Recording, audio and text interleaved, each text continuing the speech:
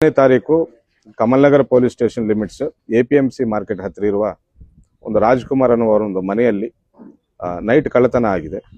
ಸುಮಾರು 320 gram gold plus 690 gram ಬೆಳ್ಳಿ plus 1 lakh ರೂಪಾಯಿ ಕ್ಯಾಶ್ ಅನ್ನು ಅವರು ಕದ್ದುಕೊಂಡು ಪರಾರಿಯಾಗಿದ್ದು ನಮ್ಮ ಗಮನಕ್ಕೆ ಬಂದಿರುತ್ತದೆ. ತಕ್ಷಣ ನಾವು ಪ್ರಕರಣವನ್ನು ದಾಖಲಿಸಿಕೊಂಡು ತನಿಖೆ ಮಾಡಿದ್ದೇವೆ. ನಾವು ತನಿಖೆ ಮಾಡುವಾಗ ನಮ್ಮ ಎ ಕಮಾಂಡ್ ಸೆಂಟರ್ ಮುಖಾಂತರ ಆ ಟೈಮಲ್ಲಿ ಅಲ್ಲಿ ಓಡಾಡಿದ ವೆಹಿಕಲ್ಸ್ ಡೀಟೇಲ್ಸ್ ನಾವು ಪತ್ತೆ ಮಾಡಿ ಆರೋಪಿಗಳ ಗುರುತು ಪತ್ತೆ ಹಿಡಿದು ನಾವು ಮಹಾರಾಷ್ಟ್ರಕ್ಕೆ ಹೋಗಿ ಅಲ್ಲಿಂದ 3 ಆರೋಪಿಗಳನ್ನು ನಾವು ದಸ್ತಗಿರಿ ಮಾಡಿ ಅವರ ಕಡೆಯಿಂದ 100% ರಿಕವರಿ ಮಾಡಿ 320 ಗ್ರಾಮ್ ಗೋಲ್ಡು 690 ಗ್ರಾಮ್ ಬೆಳ್ಳಿ ಎಲ್ಲ ನಾವು ರಿಕವರಿ ಮಾಡಿದ್ದು ಅಂತ ಹೇಳಕ್ಕೆ ನಾವು ಇಷ್ಟಪಡ್ತಾ ಇದ್ದೇವೆ.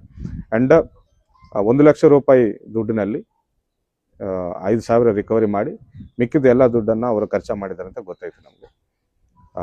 ಅವರ ಕೃತ್ಯಕ್ಕೆ ಉಪಯೋಗಿಸಿರುವ ಕಾರನ್ನು ಕೂಡ ನಾವು ಜಪ್ತಿ ಮಾಡಿದ್ದೇವೆ. ಒಟ್ಟಿನಲ್ಲಿ 28,32,500 ರೂಪಾಯಿ ಮೌಲ್ಯದ ಪ್ರಾಪರ್ಟಿಯನ್ನು ಅವರು ಕದ್ದಿದ್ದಾರೆ.